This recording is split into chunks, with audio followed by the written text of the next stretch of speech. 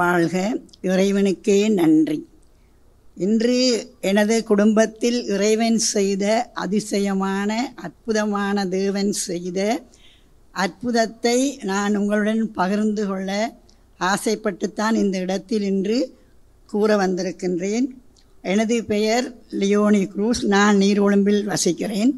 எனது மகள், இரண்டாவது மகள், அவளுடைய பெயர் ஹெமலிட்டா.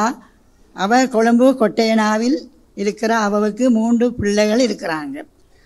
அவளுக்கு ஒரு 2 வருஷமாக இதய துடிப்பு அதிகம். எந்த நேரமும் ஒரே மூச்சு திணறல் ஏற்படுறது. அப்போ அவள் ஒரே ஆஸ்பத்திரி, நீர்கொழும்பு ஆஸ்பத்திரி, கொழும்பு, அங்கே ராகமாம், எல்லா ஆஸ்பத்திரிக்கும் தொடர்ந்து ஒரேதாக போய் எந்த நேரமும் கிளினிக் போகிறது, எந்த நேரமும் வியாதியும் வருத்தமும். நாங்கள் அங்கே போய் அவளுக்கு உதவி செய்கிறது இல்லை. நீர்கொழும்பில் இருக்கிறபடியால் அவள் தானாகவே அவட புருஷன் இந்த அவர் டீச்சிங் பண்ணுறாரு.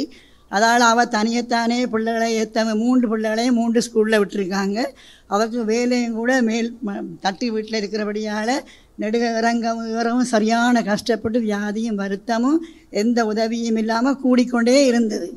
அப்போ ஒரு நாள் 10 நிமிஷத்தில் வர வேண்டிய இதய துடிப்பு 5 நிமிஷத்தில் வர தொடங்கிட்டு, பிறகு கொழும்பு ஆஸ்பத்திரியில் வாய்க்குள்ளே கேமரா விட்டு செக் பண்ணி அது செய்து இது செய்து எக்ஸ்ரே எடுத்து நாளும் பொழுதும் இப்படியே 3 ஆஸ்பத்திரி வழியையும் தெரிஞ்சு அவருக்கு சுகம் கிடைக்கவே இல்லை.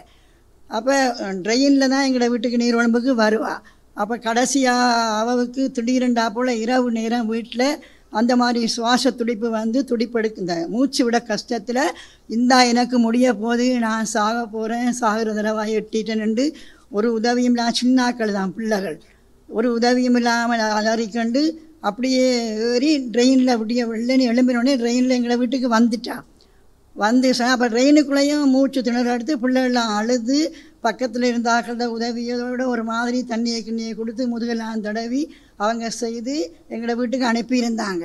அப்போ நான் அன்றைக்கு தியானத்துக்கு வாரதுக்காண்டி வெளிக்கிறேன். அப்போ எனக்கு நான் டக்குன்னு எங்களை மகள்கிட்ட சொன்னேன், நீ எல்லா ஆஸ்பத்திரிக்கும் போயிட்டா, நான் இன்றைக்கு தியானத்துக்கு வெளிக்கிறேன், நீ உண்மையான இடத்துக்கு இன்னும் வந்து சேரையில், நீ வா, என்னோட வா, எனக்காண்டி வா அப்படின்னு சொல்லி போட்டு நான் கூப்பிட்டேன். அவள் சொல்லிட்டா, இல்லை அங்கெல்லாம் எனக்கு வரையிலாது, அங்கே கைத்தட்டவும் பாட்டு படிக்கவும் எனக்கு அது இஷ்டம் இல்லை, எனக்கு இப்போ இருக்கிற இதே துடிப்புக்கு இந்தா நின்றும் போல இருக்குது, நான் அங்கே வரமாட்டேன்னு சொல்லிட்டா. நான் சொன்னேன், அம்மாக்காண்டி வா, அம்மா கூப்பிட்றேன், அம்மாக்காண்டி வா, இன்றைக்கு மட்டும் வா, உனக்கு விருப்பம் இல்லாட்டி நீ வராத, இன்றைக்கு எனக்காண்டி வான்னு சொல்லி கூப்பிட. அப்போ என் கரைச்சல் தாங்க இல்லாமல் சரி வாரன்னு வெளிக்கிட்டா. அப்போ நாங்கள் கடைசியாக வில்லங்கப்பட்டு என்னோட விருப்பத்துக்காண்டி தான் கூட்டிக்கிட்டு வந்து கடைசி கதிரையிலேருந்து அன்றைக்கு நிறைய ஆட்கள் சனங்கள் இருந்தாங்க. அதோடையும் பார்க்க நான் எனக்கு முன்னுக்கு வச்சுக்கிண்டு ஆண்டவரே குணப்படுத்தும் மன்றாடிக்கொண்டே இருந்தேன்.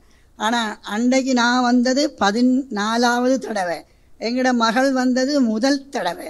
அப்போ நான் மன்றாடிக்கொண்டு இருந்துட்டு பார்க்க இங்கே சுகமெல்லாம் ஆராதனை தொடங்கிட்டு அவள் பாட்டு கிளம்பி கைதட்டி நல்ல சந்தோஷமாக ஆரவாரமாக இதில் மகிழ்ச்சியோடு பங்கு பற்றி கொண்டு இருந்தா. அப்போ நான் பிறகு 10 மணி டீ டைமுக்கு கேட்டேன், என்ன பிடிச்சிருக்கா, வரமாட்டோம் என்று சொன்னால் கைதட்டி நல்லா ஆரவாரமாக பாட்டெல்லாம் படிக்கிறான்னு சொல்ல எனக்கு சுகம் கிடச்சிட்டு அப்படின்னு சொன்னான். நான் சுகம் கிடச்சிட்டா அப்போ அப்படின்னு சொல்ல, அப்போ சொன்னால் ஓ நல்ல சுகமாக இருக்கிறேன்னு. அது பிறகு சரி நான் கடவுளுக்கே நன்றி அப்படின்னு நினச்சிட்டு திரும்ப சாப்பாட்டு டைமுக்கு விட்டாங்க. அப்போ நான் சாப்பாட்டு டைமுக்கு கேட்டேன், என்ன உனக்கு ஒரு 5 நிமிஷமாவது வேஸ்ட் ஆகின மாதிரி தெரிஞ்சுதா, எப்படி இருந்தது இந்த ஆராதனை என்று. அப்போ சொன்னால், இல்லைம்மா நான் எத்தனையோ இடங்களுக்கு போயிருக்கிறேன், ஆனால் இதை மாதிரி ஒரு ஆண்டவரை காண்ற மாதிரி ஒரு இடத்தை நான் காணையிலே என்று சொன்னான். அப்போ நான் சந்தோஷம் அப்படின்னு சொல்லிட்டு எனக்கு ஆனந்த கண்ணீரும் ஒரு பக்கத்தால், சந்தோஷமும் ஒரு பக்கத்தால், கடைசி அந்த நேரமும் கடந்து 3 மணி டைமுக்கு இங்கே குணமளிக்கிற ஆராதனை நடந்தது. அந்த நேரம் அவளுக்காண்டி தான் எத்தனையோ பிரச்சனைகளோடு வந்தேன்னா எல்லா பிரச்சனையும் விட்டுட்டு இந்த மகளுக்காண்டி இப்போத்தே பிரச்சனைக்காண்டி 5 நிமிஷத்தில் சுவாசம் நின்றுதுன்னு சொன்னால் நான் செத்துருவேன் என்று வந்த மகளை கூட்டிக்கிண்டு அன்றைக்கு வந்த இடத்துல கடவுளோட அற்புதத்தாலையும் அருளாலையும் 3 மணி தியான நேரம் முடிஞ்ச பிறகு ஃபாதர் அறிவித்தார், சுவாச சம்பந்தமான ஒரு மகளை குணப்படுத்தினேன், எழும்பி நில்லுங்கண்டு. என்னோட மகள் உடனே எழும்பி நின்றா.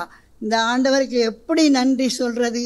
என்ற குடும்பத்தில் எவ்வளவு பாவங்கள் செய்திருக்கோம், எவ்வளவு துரோகங்கள் செய்திருக்கோம். உண்மையிலேயே நாங்கள் திரும்ப திரும்ப பாவம் செய்கிறோம், பொய் சொல்கிறோம், அது செய்கிறோம், இது செய்கிறோம். எத்தனையோ பிரச்சனைகள் நிறைய இருக்குது. கடவுளை கூட ஆனால் நான் 16 முறை வந்திருக்கேன், இந்த தலைப்பக்கம் உரைக்குதண்டு, இன்னும் எனக்கு சுகமாக இல்லை. எங்களோட மகள் வந்த முதல் நாளே கடவுள் குணப்படுத்தினார். நான் இன்றைக்கு சாட்சி சொல்லணும்னு எழுதி கொண்டு வரையில் ஒன்றுமில்லை. இன்றைக்கு ஃபாதர் சொன்ன பிரசங்கத்தை நினைச்சேன், உனக்கு இன்னும் நேரம் வரையலை, ஆனால் என்னோட மகள் வந்த உடனே என் மகள் சுகமாகினா. அப்போ நான் இந்த